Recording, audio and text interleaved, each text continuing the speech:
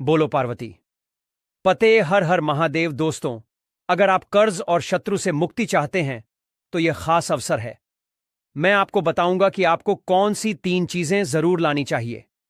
चाहे आप अमीर हो, गरीब हो, कोई भी इन 3 चीजों को अगर इस दिन अपने घर खरीद कर ले आता है तो मानकर चलिए मां लक्ष्मी जी और भगवान विष्णु जी की असीम कृपा उसके पूरे परिवार पर पड़ती है।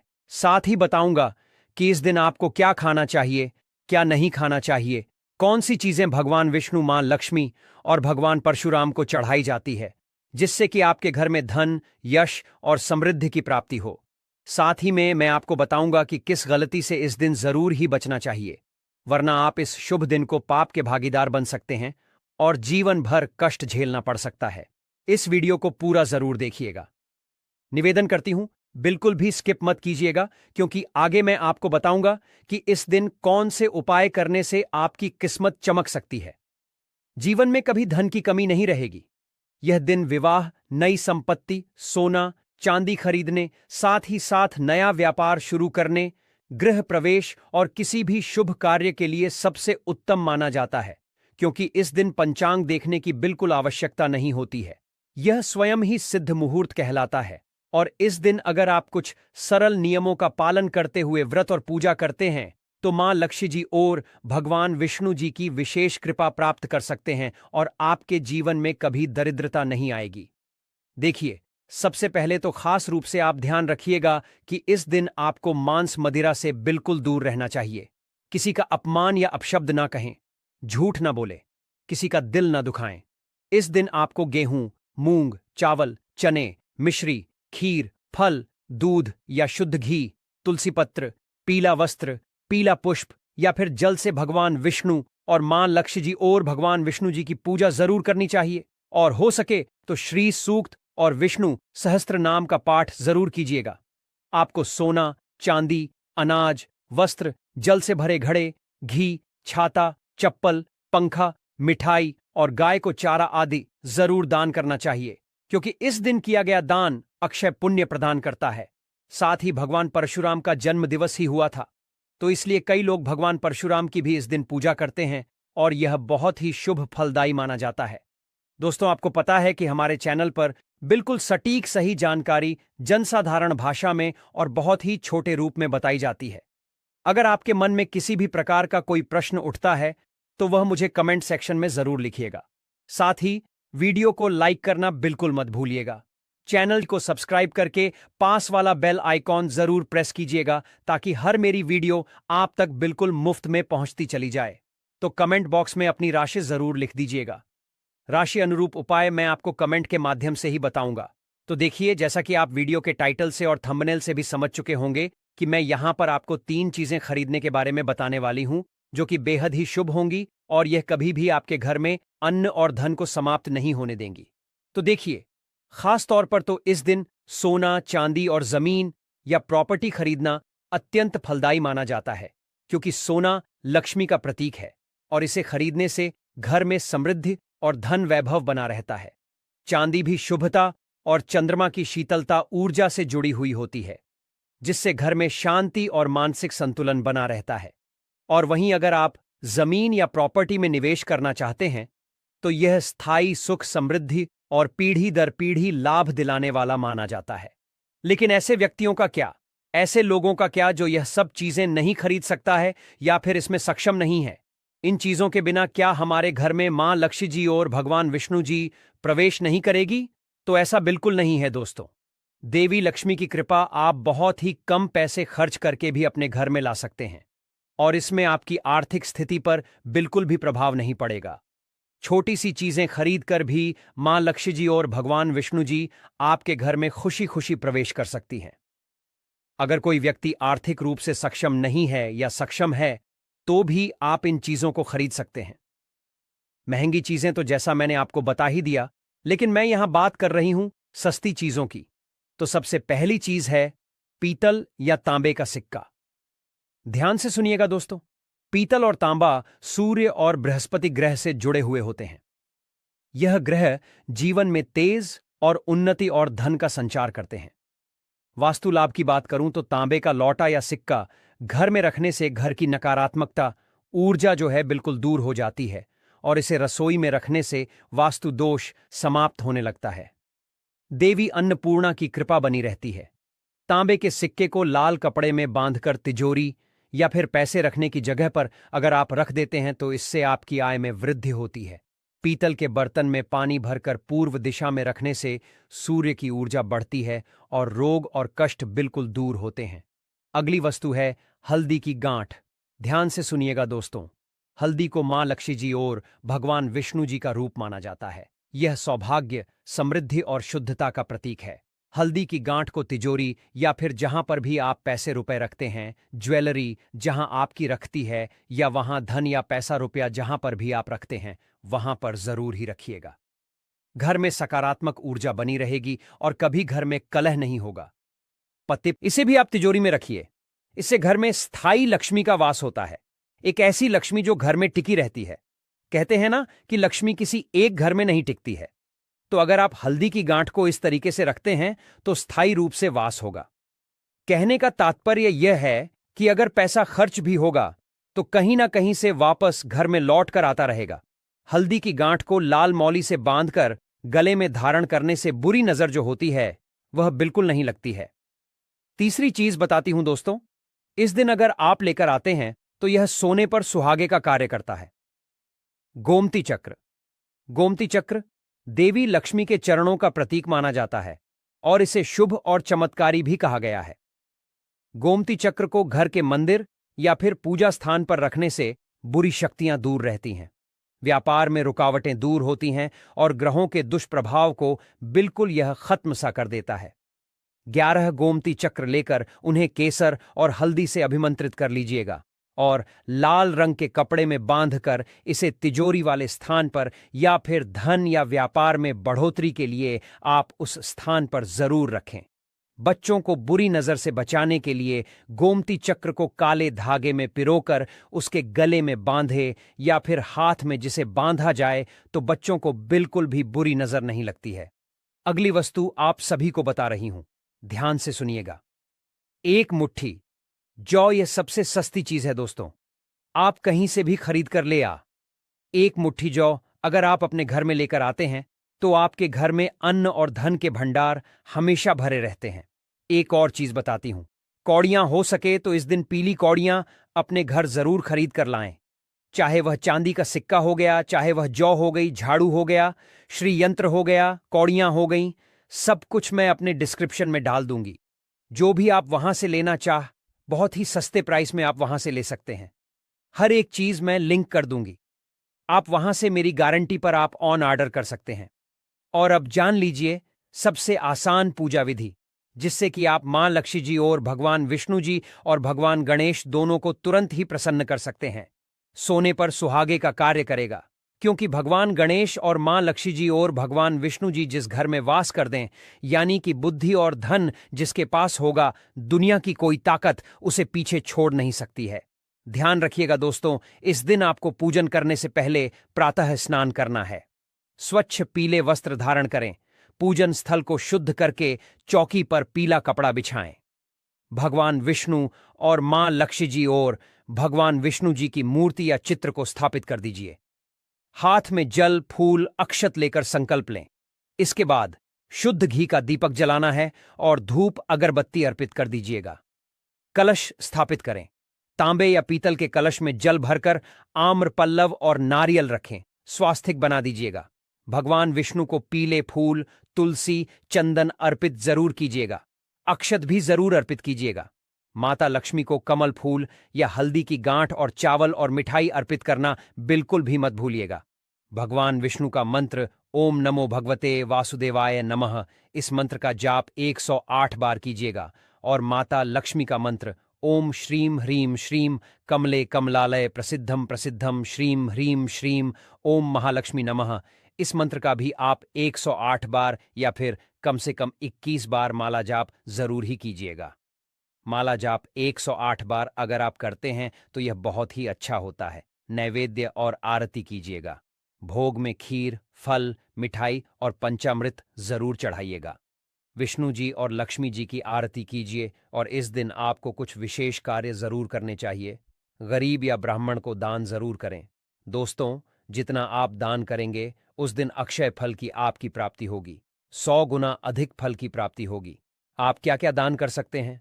विशेष रूप से पीली वस्तुएं जैसे हल्दी, कपड़ा, चना, मिठाई आदि। घर की तिजोरी, व्यावसायिक स्थान या दुकान में मां लक्ष्मी का चित्र जरूर लगाएं। दिन ठंडी वस्तुओं का दान भी जरूर किया जाता है, जैसे ककड़ी हो गई या फिर खरबूजा हो गया। ठंडी वस्तुओं के दान के साथ आप पंखा, हवा करने वाला पंखा या फिर प्याऊ लगवा सकते हैं। इस तरीके के दान भी अवश्य कीजिएगा। साथ ही वीडियो को लाइक करना बिल्कुल मत भूलिएगा। चैनल को सब्सक्राइब करके पास वाला बेल आइकॉन जरूर प्रेस कीजिएगा ताकि हर मेरी वीडियो आप तक बिल्कुल मुफ्त में पहुंचती चली जाए। अगर आप इस देव वृक्ष को बिना किसी को बताएं, चुपचाप छूकर और इस मंत्र को बोलकर चले आते हैं तो कंगाल भी धनवान बन जाता है। इतना पैसा आता है कि जन्म जन्मांतर की गरीबी तत्काल ही दूर हो जाती है। आप चाहे तो प्रैक्टिकल करके भी देख लेना। भक्तों, आज के इस वीडियो में मैं जिन चमत्कारी देव वृक्षों के बारे में बताने जा रही हूं, उन देव वृक्षों में स्वयं मां लक्ष्मी जी और भगवान विष्णु जी ने कहा है कि मैं इनके अंदर वास करती हूं और यह वृक्ष आपके घर के आसपास बड़ी ही आसानी से मिल जाते हैं। और इन देव वृक्षों के बारे में स्वयं मां लक्ष्मी और भगवान शिव के अपने प्रिय भक्त रावण ने बताया है कि कोई भी व्यक्ति सही समय, सही मुहूर्त और सही दिन पर सही क्रिया के अनुसार यानी कि इस देव वृक्ष को चुपचाप छू होकर चले ले आता है तो उसके सभी प्रकार के कष्टों से उसे निजात मिल जाता है, जो कि गर्मियों की धनतेरस भी कही जाती है।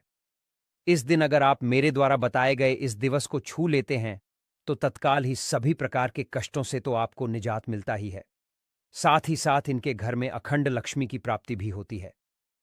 अगर आपने मेरे द्वारा बताए गए इस देव वृक्ष को अगर आप चाहते हैं कि आपका सपना जो है घर, अच्छा सा घर हो, अच्छी सी गाड़ी बंगला हो, आपके पास एक अच्छी सी नौकरी हो या फिर बड़ा सा कारोबार हो, तो यकीन मानिए दोस्तों, आपको सब कुछ देने वाली है। मतलब ही होता है कभी ना समाप्त होने वाला धन।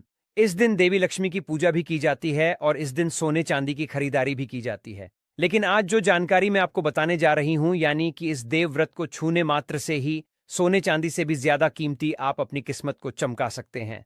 मां लक्ष्मी जी और भगवान विष्णु जी अगर आपके घर में खींची ना चली जाए तो आप मुझे बताइएगा क्यों? दोस्तों, आपको पता है कि हमारे चैनल पर बिल्कुल सटीक सही जानकारी जनसाधारण भाषा में और बहुत ही छोटे रूप में बताई जाती है। अगर आपके मन में किसी भी प्रकार का कोई प्रश्न उठता है तो वह मुझे कमेंट सेक्शन में जरूर लिखिएगा। साथ ही वीडियो को लाइक करना बिल्कुल मत भूलिएगा। चैनल को सब्सक्राइब करके पास वाला बेल आइकॉन जरूर प्रेस कीजिएगा ताकि हर मेरी वीडियो आप तक बिल्कुल मुफ्त में पहुंचती चली जाए। तो छोटा सा निवेदन करना चाहूंगी कि इस वीडियो को बिल्कुल भी भगा भगा कर मत देखिएगा, अंत तक देखकर जाइएगा। साथ ही चैनल को सब्सक्राइब करके पास वाला बेल आइकॉन जरूर प्रेस कीजिएगा। वीडियो को ज्यादा से ज्यादा शेयर कीजिएगा। आपका छोटा सा शेयर शायद किसी के कष्टों को दूर कर सकता है और इससे आपको भी पुण्य की प्राप्ति होती है। साथ ही अगर आप अपना नाम और राशि कमेंट में डालते हैं तो मैं राशि के अनुसार उपाय आपको रिप्लाई के माध्यम से ही बता दूंगी, क्योंकि मैं राशि अनुसार आपका भविष्य देखकर कमेंट में ही आपका रिप्लाई दे दूंगी। अब बहुत ही ध्यान से सुनिएगा दोस्तों, यानी कि इसे अब पूज्य मुहूर्त के नाम से भी जाना जाता है, जिस दिन का इंतजार सभी देवी देवताओं को भी होता है, क्योंकि इस दिन देवी देवता भी निवेश करते हैं। गर्मियों का धनतेरस या धन भी आप इसे कह सकते हैं। इस दिन अपने शुभ कार्य को करने के लिए प्रॉपर मुहूर्त देखने की आवश्यकता आपको बिल्कुल भी नहीं होती है। यह खास दिन होता है जब आप बुझ मुहूर्त में, यानी कि बिना किसी भी पंडित या कोई भी पंचांग देखे कोई भी शुभ कार्य कर सकते हैं। जो भी शुभ कार्य करता है उसमें सोने पर सुहागे का उसे असर भी देखने को मिलता है, क्योंकि उस कार्य का आपको अक्षय पुण्य प्राप्त होता है। इस दिन किसी भी शुभ कार्य की शुरुआत करने के लिए आपको पंचांग देखने की आवश्यकता नहीं होती है। देखिए, वैसे तो पूरा दिन ही शुभ है, पूरे दिन आप खरीदारी कर सकते हैं, लेकिन मुहूर्त की बात थी इसलिए मैंने आपको सबसे शुभ मुहूर्त बता दिए। चलिए भक्तों, अब जानते हैं वह कौन से देव वृक्ष हैं जिनके बारे में मैं बात कर रही थी। अगर आप इन वृक्ष को छूकर अपनी मनोकामना बोल देते हैं तो मान के चलिए 24 घंटे के अंदर आपकी मनोकामना पूर्ण हो जाती है। जिन्हें छूने मात्र से गरीबी खत्म हो जाती है, जीवन के सभी सुख समृद्धि का आगमन होता है। चैनल पर बिल्कुल सटीक जानकारी मिलती है। इस बात की पुष्टि आप ही लोगों द्वारा की गई है। यहां पर बिल्कुल भी समय को बर्बाद नहीं किया जाता है। सीधे पॉइंट पर आती हूं। पहला वृक्ष है जो कि बहुत ही महत्वपूर्ण है।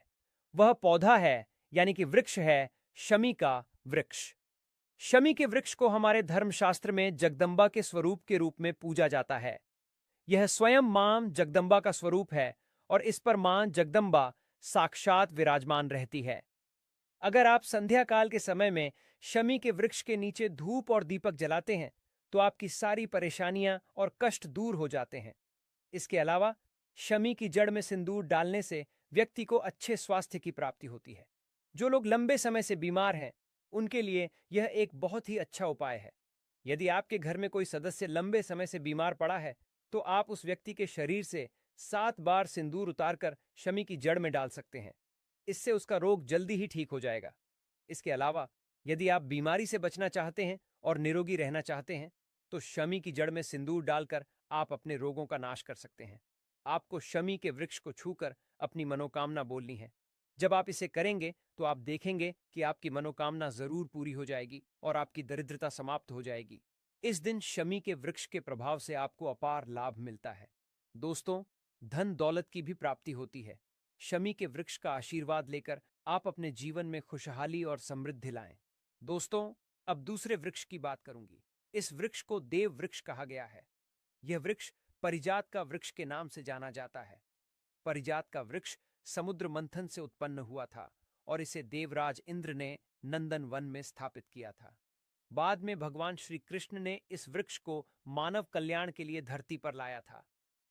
यह वृक्ष लक्ष्मी जी का स्वरूप मानी जाती है क्योंकि माता लक्ष्मी भी समुद्र मंथन से ही उत्पन्न हुई है और यह माना जाता है कि यह भी समुद्र मंथन से उत्पन्न हुआ है। अगर किसी व्यक्ति के शरीर में थकान या पीड़ा हो या व्रत के दौरान परेशानी हो तो शाम के समय परिजात के वृक्ष को छूने से यह सारी परेशानियां दूर हो जाती हैं। आप जब भी समय मिले इस वृक्ष को छू सकते हैं और विशेष लाभ प्राप्त कर सकते हैं। अगर आप इस वृक्ष के नीचे दिन घी का दीपक जलाते हैं और इसकी जड़ में थोड़ा सा सिंदूर डालते हैं तो आपके सभी प्रकार की मनोकामनाएं भी पूर्ण हो जाती हैं। लेकिन आपको एक प्रार्थना वहां पर जरूर ही करनी होगी। यह प्रार्थना है, हे परिजात वृक्ष, आप देवी स्वरूप हैं। कृपया आप हमारी सारी परेशानियों को दूर करें और हमारे घर में लक्ष्मी का वास हो, पितृदोष शांत हो, ग्रह दोष शांत हो, जीवन में खर्च बहुत ज्यादा है तो आप परिजात के 5 फूल लेकर उन्हें अच्छे से सुखाकर एक पीले कपड़े में बांधकर तिजोरी में इस दिन जरूर रख दीजिएगा। यह उपाय आप इससे आपके घर में धन की वर्षा निश्चित रूप से होगी। दोस्तों, अगला जो वृक्ष मैं बताने जा रही हूं यह सबसे ज्यादा महत्वपूर्ण है और बहुत ही आसानी से आपको कहीं भी देखने को मिल जाएगा। आप कुछ करें या ना करें, लेकिन हाथ जोड़कर निवेदन है कि इस वृक्ष को छूकर आप अपनी मनोकामना, किसी भी प्रकार की छोटी बड़ी पुरानी मनोकामना जरूर पूर्ण कीजिएगा। यह निवेदन करती हूं मैं आपसे, लेकिन रिक्वेस्ट करती हूं वीडियो को बीच में छोड़कर मत जाइएगा, वरना पूरी तरीके से जानकारी नहीं मिलेगी और पूरा लाभ भी आपको प्राप्त नहीं हो पाएगा। इसलिए वीडियो पूरा अंत तक जरूर देखिएगा।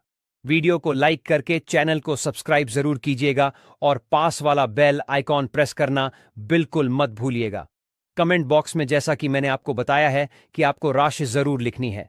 राशि अनुरूप आपके नक्षत्रों के हिसाब से जो उपाय बनता पड़ेगा वह मैं आपको कमेंट में रिप्लाई के माध्यम से ही बताऊंगा।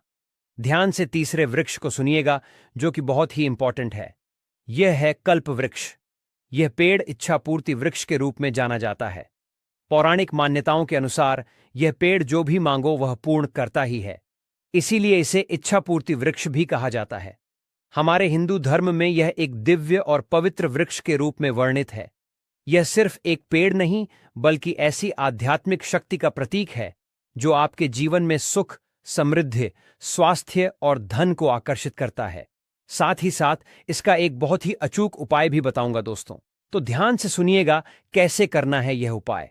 सुबह सुबह सूर्योदय के समय कल्प वृक्ष के नीचे शुद्ध जल आप चढ़ाएं।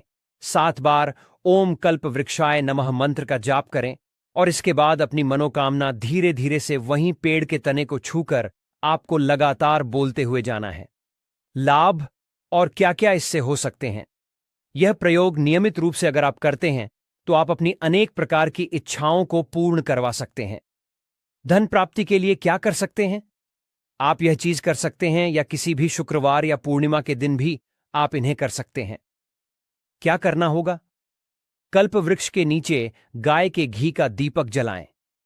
एक चांदी का सिक्का नमस्कार पेड़ दोस्तों, की जड़ में गाड़। जय श्री कृष्ण, राधे राधे। हाँ दोस्तों, मुख्य दरवाजे के सामने भूल से भी ना रखें।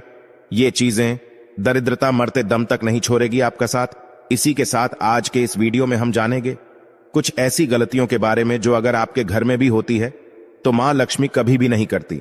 ऐसे घर में प्रवेश, फिर चाहे कितनी भी पूजा पाठ कर लो, पर देवी देवता हमेशा रहते हैं आपसे नाराज। दोस्तों, पूरी जानकारी के लिए वीडियो को अंत तक जरूर देखिएगा।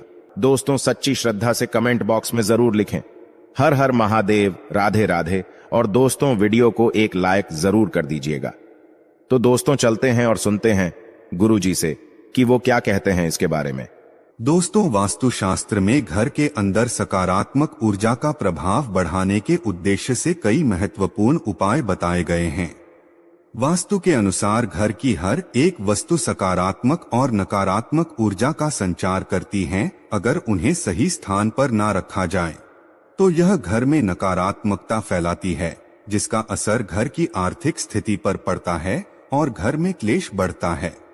वहीं अगर उन्हें सही दिशा में और सही स्थान पर रखा जाए तो यह घर में सकारात्मक ऊर्जा फैलाते हैं और घर में सुख शांति बनी रहती है। दोस्तों, वास्तु के अनुसार घर का मुख्य द्वार सभी तरह के सुख, समृद्धि और वैभव का प्रवेश द्वार होता है। लेकिन अगर इसकी दिशा गलत हो या फिर कोई ऐसी चीजें इसके सामने रखी जाए जो नकारात्मकता फैलाती है तो इससे घर में क्लेश, दरिद्रता और बीमारियां भी प्रवेश करती है। इसी कारण वास्तुशास्त्र में घर के मुख्य द्वार को अधिक महत्व दिया गया है। वास्तु के अनुसार मुख्य द्वार के सामने कुछ ऐसी चीजें हैं जो नहीं होनी चाहिए। ये चीजें अशुभ तो होती ही है, साथ ही ये कई तरह की समस्याएं उत्पन्न करती है। इनका असर परिवार की महिलाओं पर, बड़े बुजुर्गों पर, घर के बालकों पर तथा कुछ चीजें परिवार के मुख्य व्यक्ति के जीवन पर असर डालती हैं और उन्हें स्वास्थ्य के साथ ही आर्थिक परेशानियों का सामना भी करना पड़ता है। तो आइए जानते हैं घर के मुख्य द्वार के सामने कौन सी चीजें हैं जो होना अशुभ माना गया है। लेकिन उससे पहले आपसे रिक्वेस्ट है कि अगर आपने अभी तक हमारे वीडियो को लाइक नहीं किया है तो वीडियो को एक लाइक जरूर कर दें और दोस्तों के साथ शेयर भी कर दें। और अगर आपने अभी तक हमारे चैनल को सब्सक्राइब नहीं किया है तो चैनल को सब्सक्राइब करके बेल आइकॉन जरूर दबा दें। दोस्तों, नंबर 1 की बात करें तो गंदे पानी का जमा। जी हाँ दोस्तों, वास्तु के अनुसार घर के मुख्य द्वार के सामने गंदे पानी का जमाव होना बड़ा ही अशुभ होता है। ये वास्तु दोष का कारण बनता है। साथ ही इस गंदे पानी में कई तरह के बैक्टीरिया पनपते हैं जो परिवार के सदस्य को बीमार कर सकते हैं। इसीलिए अगर घर के सामने गंदा पानी जमा होता है तो उसे तुरंत हटा देना चाहिए। वास्तु के अनुसार अगर ये है जल जमाव घर के पश्चिम दिशा की ओर हो तो धन का नुकसान होने का डर हमेशा लगा रहता है। और नंबर 2 की बात करें तो कांटेदार पौधे। जी हाँ दोस्तों, कांटेदार पौधे कई बार लोग घर के शोभा बढ़ाने के लिए घर के सामने कांटेदार पौधे रख देते हैं, लेकिन ऐसा करना बिल्कुल गलत है। मुख्य द्वार के सामने कांटेदार पौधे होना क्लेश निर्माण करता है, जिससे परिवार के सदस्यों में आपसी प्रेम कम होता है। साथ ही शत्रुओं की संख्या भी बढ़ती है। इसीलिए घर के सामने कांटेदार पौधे न रखें। घर के मुख्य द्वार के सामने तुलसी अथवा सुगंधित फूलों वाले पौधे अवश्य रखें। और तीसरी बात, कूड़ादान। जी हाँ दोस्तों, कूड़ा डालने में आसानी हो इसलिए कुछ लोग कूड़ेदान को मुख्य द्वार के सामने सटाकर रख देते हैं अथवा इसे घर के सामने ही रख देते हैं। लेकिन वास्तु के अनुसार यह कष्टकारी होता है और धन की हानि का सूचक माना जाता है। इसलिए ऐसा न करें। और दोस्तों, कूड़ेदान को उत्तर दिशा में नहीं रखना चाहिए। इस दिशा को देवी लक्ष्मी की दिशा माना गया है। और नंबर 4 की बात करें तो बिजली का खंभा। कई घरों के सामने बिजली का खंभा होता है। लेकिन वास्तु के अनुसार ये हैं, परिवार के सदस्यों की उन्नति में बाधा होता है। मुख्य द्वार के सामने खंभा होना बहुत ही हानिकारक होता है।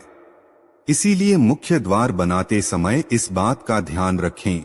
और नंबर 5, पेड़ पौधे। घर के मुख्य द्वार के सामने घने पेड़ पौधे नहीं होने चाहिए। इससे वास्तु दोष उत्पन्न होता है। साथ ही इससे सूर्य प्रकाश घर में प्रवेश नहीं कर पाता। प्रातः काल में घर के मुख्य द्वार से सूर्य प्रकाश घर में प्रवेश करता है तो यह स्वास्थ्य के दृष्टिकोण से भी अच्छा होता है। साथ ही घर में सुख, समृद्धि और शांति बनी रहती है। इसी कारण घर के मुख्य द्वार के सामने पेड़ होना शुभ नहीं माना जाता। और छठी बात, बेल का ऊपर चढ़ना। घर के आगे से बेल का ऊपर चढ़ना बहुत ही अशुभ माना जाता है। वास्तु के अनुसार इससे विरोधियों तथा शत्रुओं की संख्या बढ़ती है और व्यक्ति की उन्नति में बाधा निर्माण होती है। 7वीं बात करें तो दहलीज। जी हाँ दोस्तों, वास्तु के अनुसार मुख्य द्वार की दहलीज से ऊंची सड़क होना कष्टकारी होता है। और दोस्तों, साथ ही वास्तु के अनुसार जिन पौधों में से हमेशा दूध की तरह सफेद रंग का तरल पदार्थ निकलता रहता है तो उसे घर के मुख्य द्वार के सामने कभी नहीं लगाना चाहिए। मुख्य द्वार या फिर घर के सामने कोई गड्ढा है या कीचड़ नहीं होना चाहिए। यह शोक कारक होता है। इससे शोक समाचार की प्राप्ति होती है। घर के मुख्य द्वार के सामने मंदिर भी होना बिल्कुल नहीं चाहिए। अगर घर के मुख्य द्वार के सामने मंदिर हो तो परेशानियों और संकट से घिरे रहेंगे। आप मुख्य द्वार के सामने सीढ़ी नहीं बनानी चाहिए। इससे तरक्की में बाधा निर्माण होती है। बच्चों को पढ़ाई में सफलता नहीं मिल पाती। घर के मुख्य द्वार के ऊपर अन्य द्वार होना भी नुकसानदायक होता है। इससे धन का नाश होता है। घर के ऊपर पड़ रही छाया से भी छायावेद होता है। हालांकि यह देखना होता है कि घर के ऊपर किसकी छाया पड़ रही है, किस दिशा से किस प्रकार की छाया होती है, उसी से लाभ या फिर नुकसान का पता चलता है। मुख्य द्वार या घर के सामने कोई वृक्ष होना बिल्कुल भी नहीं चाहिए। यह सभी कार्यों में बाधा उत्पन्न करता है। इससे बाल दोष भी उत्पन्न होता है। दोस्तों, इस बात का जरूर ध्यान रखें कि घर के मुख्य द्वार पर कभी भी माता लक्ष्मी की तस्वीर आपको बिल्कुल नहीं लगानी चाहिए। दोस्तों, माता लक्ष्मी की तस्वीर को अपने घर के पूजा घर के अंदर स्थापित करना चाहिए या फिर अलमारी के अंदर आपको माता लक्ष्मी और माता लक्ष्मी से जुड़ी सभी चीजें रखनी चाहिए, क्योंकि माता लक्ष्मी का स्थान हमेशा घर के अंदर माना जाता है, न कि उनका स्थान। आपके द्वार पर कई लोग क्या करते हैं, फैशन के तौर पर घर के द्वार पर ही माता लक्ष्मी की तस्वीर लगा देते हैं तो माता लक्ष्मी द्वार से ही वापस चली जाती है और घर के अंदर कभी भी प्रवेश नहीं करती। आपको इस बात का जरूर ध्यान रखना चाहिए। दोस्तों, आपको बता दें कि केले के पत्ते की बंदरवाल बनाकर अपने घर के मुख्य द्वार पर जरूर लगानी चाहिए। इससे माता लक्ष्मी आकर्षित होती है। ऐसे घर पर मां लक्ष्मी सदैव अपना आशीर्वाद बरसाती रहती है। बंदरवाल के माध्यम से समझ लीजिए कि आपके जीवन के अंदर घर के अंदर माता लक्ष्मी यश, वैभव, कीर्ति और कुबेर के साथ प्रवेश करती है और आपके घर का मुख्य द्वार मालामाल आपको बना देता है। घर का द्वार घर की संपन्नता के बारे में बताता है, तो भूलकर भी घर के मुख्य द्वार के आसपास आपको किसी भी प्रकार का कचरा बिल्कुल नहीं फैलाना चाहिए, ताकि आपको इसका सकारात्मक परिणाम देखने को मिले, ना कि आपको उसका नकारात्मक परिणाम झेलना पड़े। दोस्तों, कई लोगों को यह भी ज्ञान नहीं होता। फैशन के तौर पर फूल पौधे अपने द्वार पर लगा देते हैं, लेकिन भूल जाते हैं कि पौधे कौन से उन्हें लगाने चाहिए और कौन से नहीं लगाने चाहिए। दोस्तों, भूलकर भी ऐसे पौधे जिनके अंदर फूल तो खिलते हैं लेकिन एक दिन में ही मुरझा जाते हैं, जैसे कि छुईमुई का पौधा। इस तरह के पौधे आपको अपने घर के मुख्य द्वार पर बिल्कुल नहीं लगाने चाहिए, या ऐसे पौधे जो सुगंध की जगह दुर्गंध देते हैं। इन पौधों को भी मुख्य द्वार से दूर ही रखना चाहिए। अपने घर के मुख्य द्वार पर इन पौधों को लगाने से बचें। और दोस्तों, एक बात का ध्यान रखें, इसी तरह कई लोग क्या करते हैं कि घर के मुख्य द्वार पर कुछ चीजें लगाते हैं ताकि उनके जीवन में बरकत बनी रहे और घर में अच्छी चीजों का प्रवेश हो सके। तो दोस्तों, ऐसा करना बहुत ही शुभ माना जाता है। घर के मुख्य द्वार पर छोटी छोटी घंटियां जरूर लगानी चाहिए, क्योंकि दोस्तों इसकी खनखनाहट जो होती है वह घर में मां लक्ष्मी का प्रवेश करवाती है और दोस्तों साथ ही साथ सकारात्मक चीजों को अपनी ओर आकर्षित करती हैं और नकारात्मक चीजें इनकी आवाज सुनकर अपने आप ही घर के मुख्य द्वार से बाहर चली जाती हैं। तो ऐसी चीजें अपने घर के द्वार पर जरूर लगाएं और फिर देखिए कि आपको कितना फायदा प्राप्त होता है।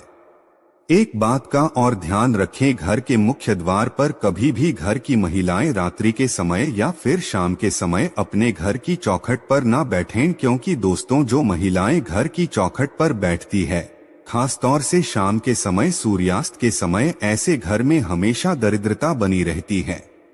प्राचीन काल से ही यह मान्यता चली आ रही है। वैसे तो चौखट पर बैठना बिल्कुल नहीं चाहिए।